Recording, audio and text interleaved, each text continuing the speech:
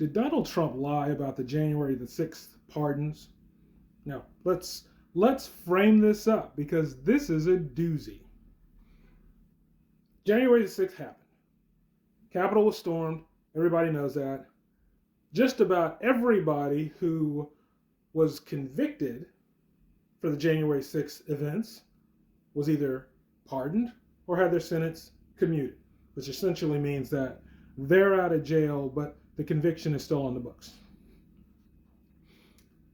Trump had said, when asked about whether or not he was going to pardon everyone, that he was going to take this on a case-by-case basis, which kind of implied something.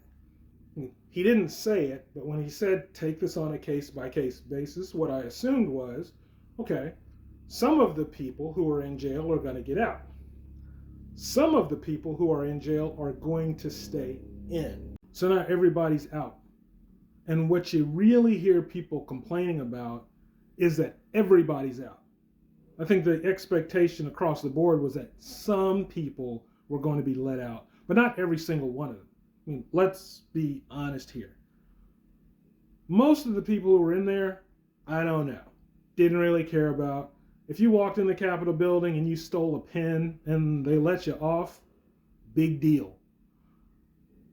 But if you fought cops, injured cops, if you were secretly trying to orchestrate this whole thing to begin with, well, that's a whole lot worse than just stealing a pen or taking a stroll through the Capitol building because officers told you to come on in. That's criminal intent. And that's something that I thought was going to keep people in jail. Apparently not. The most noteworthy case, let's say, is the leader of the Proud Boys, Enrique Tarrio.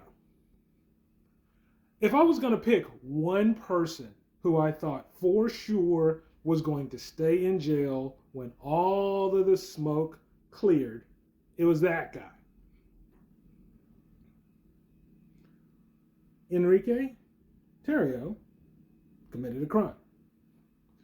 Now, if you look him up on Google, the first thing you're going to see is seditious conspiracy. He was convicted for that. And you think, wow, that sounds pretty bad. Honestly, though, part of me just says, ooh, he was the leader of a white supremacist movement, so good riddance. Hope I never see you again. That's not fair. I mean, he should commit a crime if he's being convicted. You shouldn't just throw people into jail because you don't like them. But being really honest, I wasn't too worried about it. Like, see ya. Wouldn't want to be it. However, I wanted to get to the bottom of what he actually did because I wanted to be fair in saying, if he is let out, did he commit a crime in the first place, or did he just get convicted because we didn't like him and the stuff he was doing? Well, here's the deal about Enrique and a couple of his Proud Boy buddies, peeling back the layers of what seditious conspiracy was. Okay. Unlike Trump, who basically said, hey, walk on down to the Capitol and protest peacefully. That's not what Enrique was doing.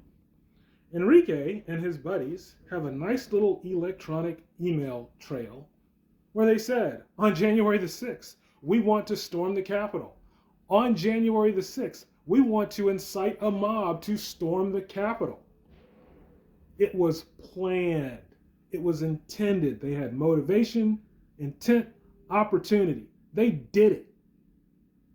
And now they're walking scot-free. When Trump said he was going to look at these